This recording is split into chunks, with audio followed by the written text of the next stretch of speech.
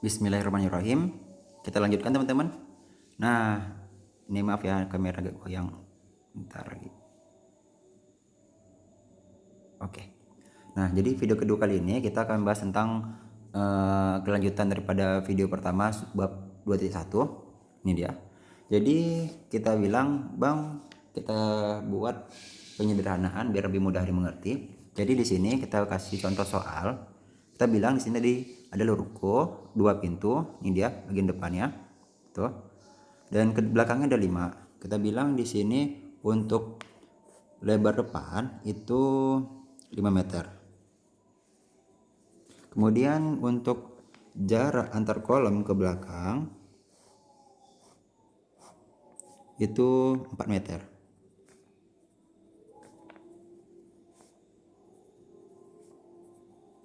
Nah, sedangkan tinggi daripada struktur ini, tiap lantainya, ini 4 meter, ini 4 meter, 4 meter, dan 4 meter. Nah, pertanyaannya, berapakah mutu beton? Sini, berapa mutu beton dalam kurung F aksen C yang sesuai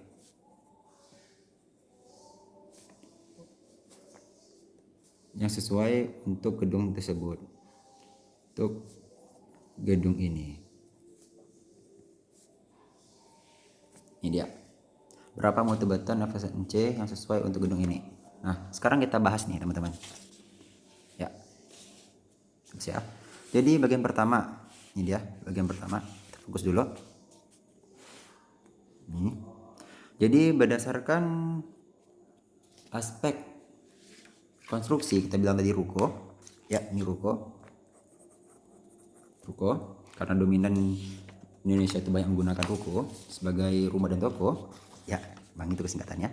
Jadi kita bilang, nah, untuk beton struktural, ini beton struktural kita bilang beton segar, yang mana pasalnya mengacu kepada pasal 1.1, di mana mutu beton itu harus lebih besar sama dengan 17 MPa. Nah, ketika kita berbicara ruko ini dan kita bilang ruko ini dibangun di Aceh, lokasinya Aceh, ya. Jadi mutu beton yang saya gunain berdasarkan aspek beton struktural itu adalah kita bilang 20 MPa. Ini F aksen J ya. 20 MPa.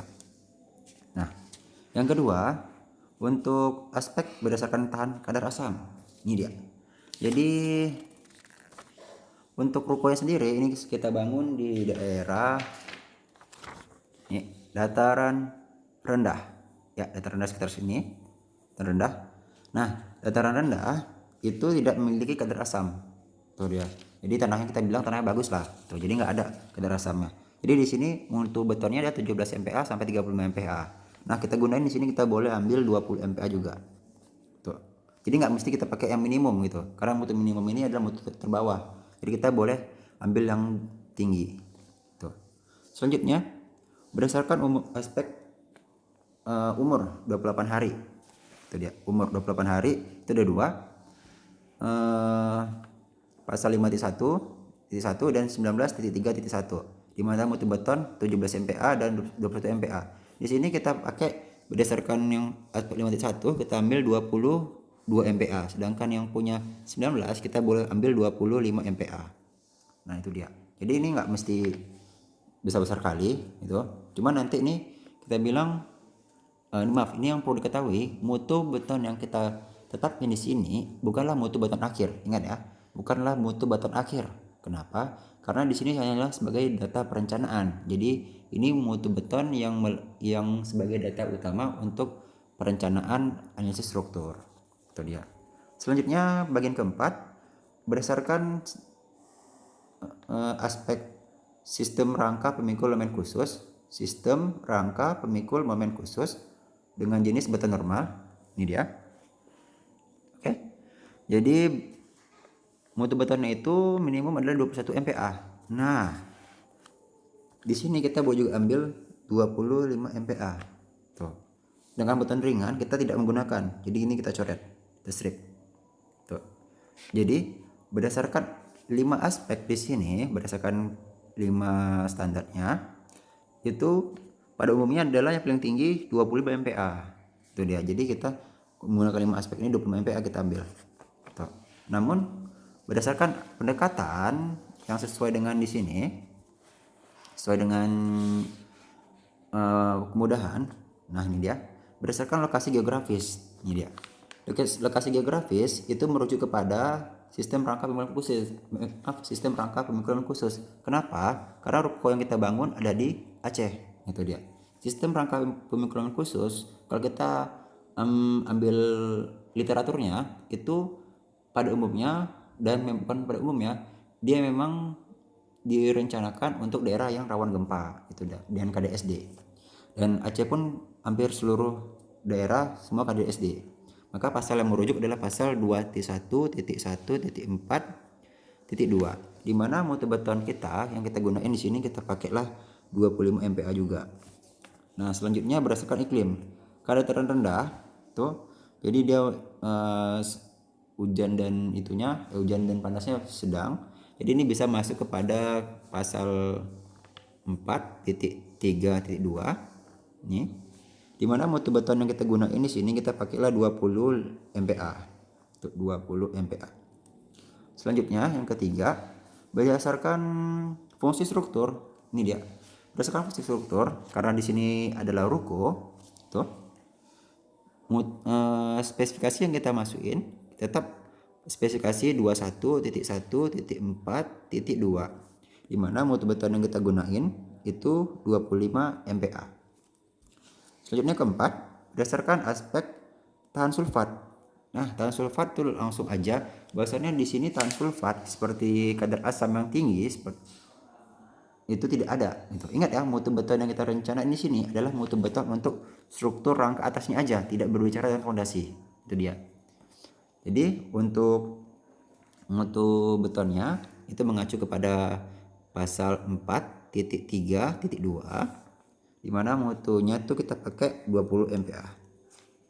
Kalau teman-teman ingin pakai yang 26, 28, 27 silakan, enggak ada masalah teman-teman. Yang penting nanti ketika